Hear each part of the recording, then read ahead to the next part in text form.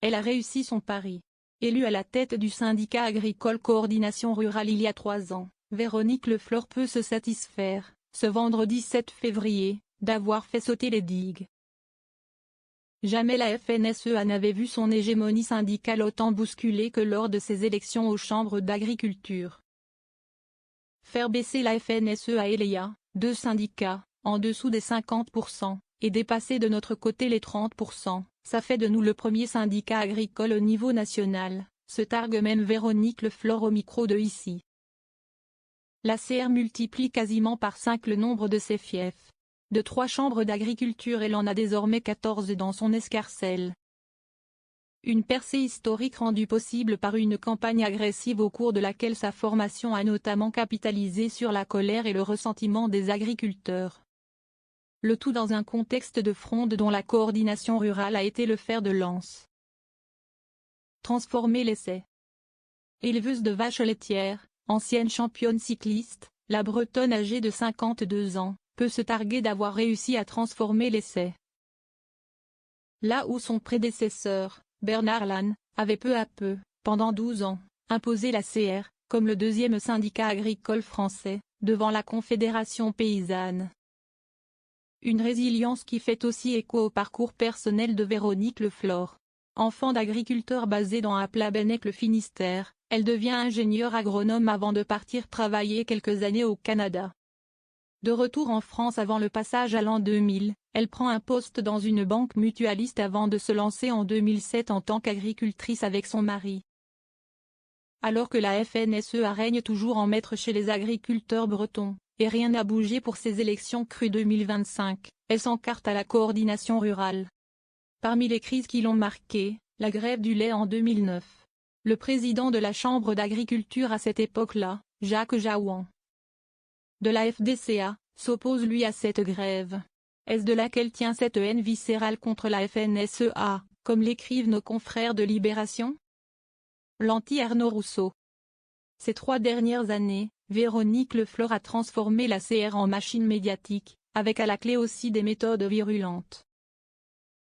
Blocage, invectives et bousculades au salon de l'agriculture, saillie violente contre l'homophobie. Le tout, comme le révèle Mediapart avec un coup humain en interne, des problèmes de management toxique, et de harcèlement. Pas de quoi entacher l'image de celle qui s'impose comme l'anti-Arnaud Rousseau.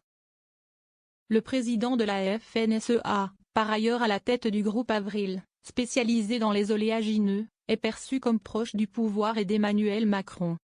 De quoi allumer la machine à exutoire. Nous, on est là parce qu'on est des agriculteurs, on n'est pas les suppôts de l'industrie agroalimentaire ou de la grande distribution. Lançait-elle encore lors d'un déplacement dans les Hautes-Pyrénées, quelques jours avant les élections. Avec son discours anti-système, anti-Europe et dégagiste, mais aussi sa défense d'une vision très traditionnelle, la CR vu les procès en proximité avec l'extrême droite se multiplier. Comme l'a montré François Perzegel, sociologue et professeur à Agro-Toulouse, dans une enquête de terrain. 62% des sympathisants de la CR avaient en mai dernier l'intention de voter pour une liste d'extrême droite.